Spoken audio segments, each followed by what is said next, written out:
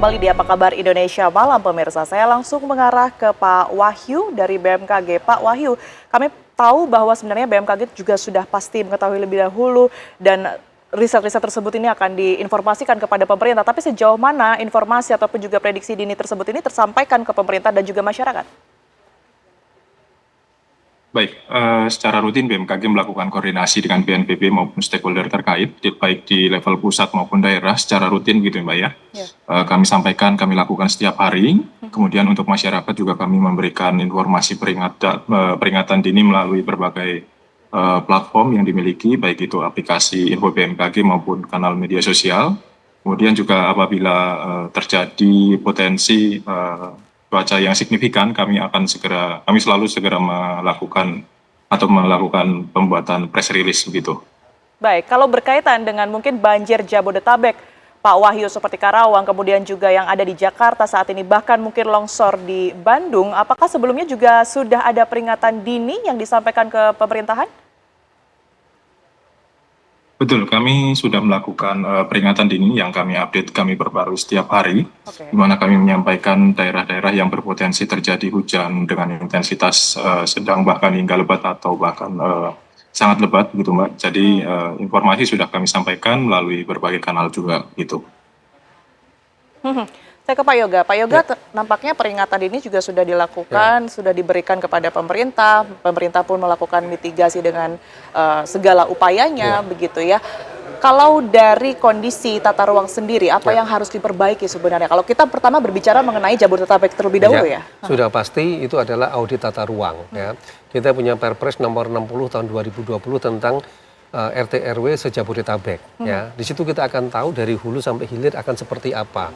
Artinya tanpa kerjasama dari seluruh wilayah tidak mungkin bebas banjir. Misal nih kalau bicara dari hulu misalnya, apakah Kabupaten Bogor dan Kabupaten Cianjur, Kabupaten dan Kota Bogor misalnya membatasi pembangunan villa atau hotel di kawasan hutan lindung konservasi di sana misalnya, ya. Padahal kita tahu kan banyak villa, banyak tempat wisata di sana. Kita turun sedikit daerah Depok misalnya ya. Apakah kiri kanannya ada pengembangan real estate yang menempel rumah atau tidak, bahkan pabrik misalnya ya, membuat bantaran sungainya mengecil gitu ya. Begitu juga begitu masuk wilayah ke Jakarta begitu. Nah, audit tata ruang itu akan memastikan sebenarnya kerusakan dimulai dari mana ya. Kemudian apa yang bisa dilakukan misalnya ya dengan kondisi seperti itu. Kita tahu tadi saya cerita tentang banjir kiriman, hampir sebagian besar terjadi pemukiman itu dekat bantaran kali ya.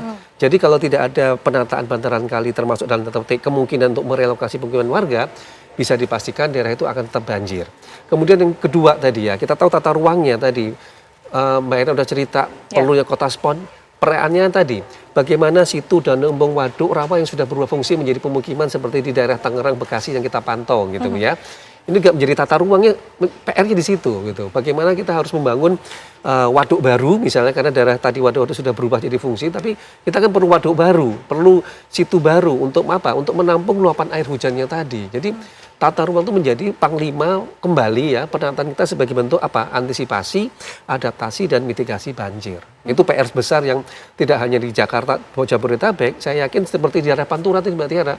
Sepanjang pantai Pantura ya, Semarang, Pati, Kudus itu juga kita amati. Menerapkan hal yang sama. Hal yang sama. Itu PR besarnya. Baik, saya ke Prof. Erma. Prof. Erma, kita ketahui saat ini masih ada puluhan orang ya yang dicari berkaitan dengan tanah longsor yang terjadi di Bandung. Kalau kita tarik garis kaitannya dengan cuaca ekstrim yang saat ini terjadi, ini seperti apa? Apakah memang langsung berkaitan dengan bencana longsor tersebut?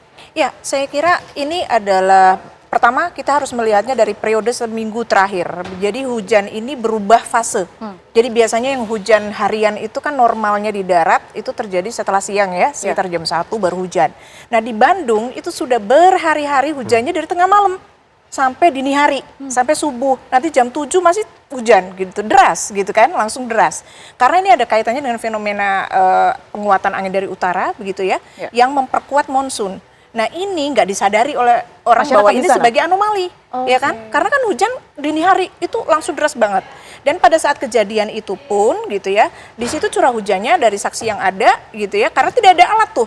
Persis di area Cisarua kan nggak ada alat sama sekali pendeteksi atau AWS-nya gitu ya.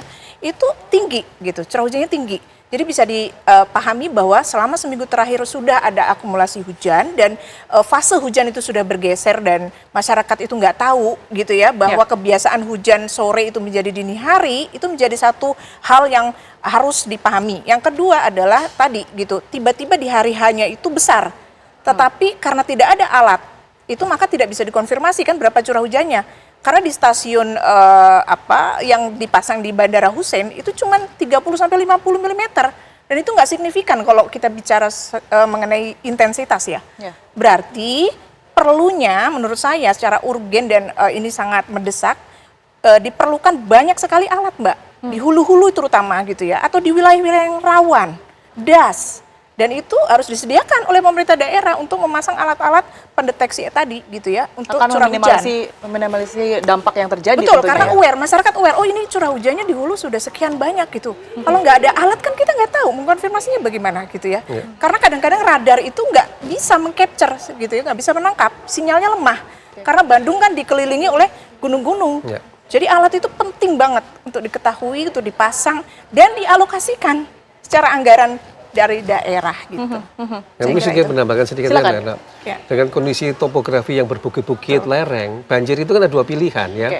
Kalau tanah datar menggenangi, kalau daerah-daerah yang berbukit pasti longsor. Nah daerah-daerah ini menurut saya yang harus menjadi perhatian pemerintah daerah. Itu ancaman ya antara kemudian ini tanah longsor dan juga banjir yang harus diantisipasi oleh pemerintah dan masyarakat.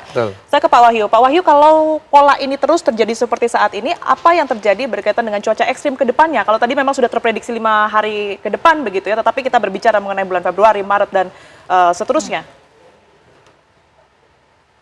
Ya, tentu saja yang perlu kita waspadai adalah potensi banjir ya Mbak ya di daerah-daerah yang memang rawan begitu.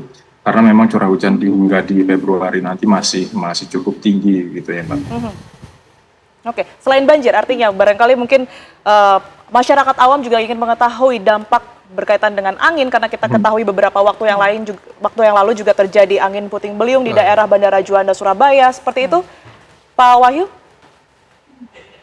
Ya betul, memang selain curah hujan yang masih cukup tinggi, masyarakat juga masih tetap harus waspada terkait dengan angin kencang yang masih akan terus terjadi ya sepanjang musim penghujan ini. Kemudian juga gelombang tinggi bagi masyarakat yang tinggal di pesisir pantai itu juga kami harapkan juga tetap waspada terkait dengan gelombang tinggi di sekitar Samudra Hindia di selatan Jawa gitu Mbak. Kita berbicara mengenai angin, Prof. Erma. Ini kan memang satu hal yang barangkali tidak tampak, tetapi juga cukup penting untuk kemudian diantisipasi masyarakat. Apa yang bisa diketahui masyarakat, mungkin tanda-tanda yang perlu dikenali begitu ya, mengingat saat ini juga prediksi dari BMKG tadi menyebutkan angin ini semakin kencang di beberapa wilayah. Iya, jadi angin ini ada dua macam. Angin yang tidak disertai oleh hujan dan angin yang disertai oleh hujan.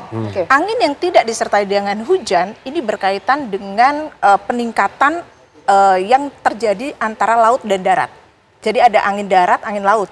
Berarti ada penguatan intensitas. Makanya seperti di pelabuhan itu tiba-tiba ada kondisi angin kencang, kemudian gelombang tinggi. Nah itu berkaitan dengan angin-angin yang dihasilkan secara harian, tetapi berarti ada sesuatu di laut. Kemungkinan besar ada sistem konveksi yang terjadi di laut, badai lah intinya di laut, yang kemudian mengirim angin kencang tadi. Itu yang pertama. Meskipun tidak ada hujan di daratnya gitu ya. Yang kedua, angin yang ditimbulkan dari aktivitas awan dan hujan yang sudah terbentuk. Awannya awan badai, cumulonimbus dan seterusnya, sehingga menghasilkan hujan yang deras gitu. Iya, itu yang terjadi. Yang puting beliung itu biasanya yang kedua. Jadi ada sistem konvektif yang terbentuk besar sekali dan biasanya angin puting beliung atau angin kencang yang terjadi itu bisa sebelum terjadinya hujan maupun sesudah terjadi hujan. Jadi tanda-tandanya itu aja. Kalau di wilayah pesisir sudah pasti anginnya lebih kencang daripada tidak di lokasi pesisir. Nah itu harus diketahui bahwa oh ini sedang ada apa nih badai di laut gitu atau seterusnya.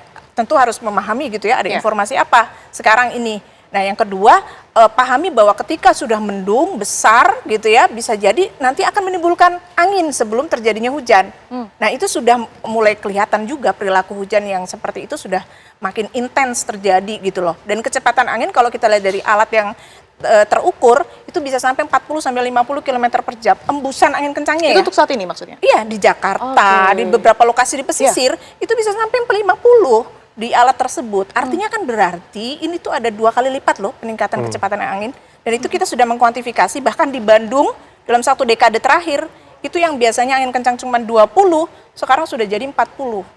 Dalam dekade terakhir, Dan itu memang normal terjadi di awal tahun? Bukan, artinya dalam udah ada data Ya, bahwa artinya, ambang batas dari kecepatan angin kencang itu sudah naik. Melebihi 2 kali lipat dari yang normal, begitu. Dan itu memang efek dari perubahan iklim. Dan ancaman gitu. bahayanya beda juga ya Mbak. Iya. Apa? Pasti ancaman selain tadi ya banjir longsor, pohon tumbang, Ya. baliho tumbang. Ya. Ini kalau di perkotaan yang paling diantisipasi. Untuk perumahan-perumahan terutama yang atap-atapnya seng dan sebagainya. Ini juga akan mudah sekali untuk bangunan itu ambruk. Nah, ini mungkin yang jadi catatan 3 hal tadi Mbak. Oke, baik. Saya nanti juga akan ke Pak Yoga ya, berbicara mengenai kalau kita ketahui sebenarnya pemerintah juga sudah memfokuskan kok normalisasi di sejumlah sungai yang ada di Jabodetabek ini, tapi nampaknya banjir ini juga belum bisa menemukan solusi pasti sehingga masyarakat harus terus mengantisipasi dan juga harus berhadapan dengan banjir setiap tahunnya. Bahkan kalau kita lihat untuk saat ini 3 bulan sekali gitu ya, tapi dijawab nanti Pak Yoga, kami akan kembali untuk Anda usai jeda berikut ini.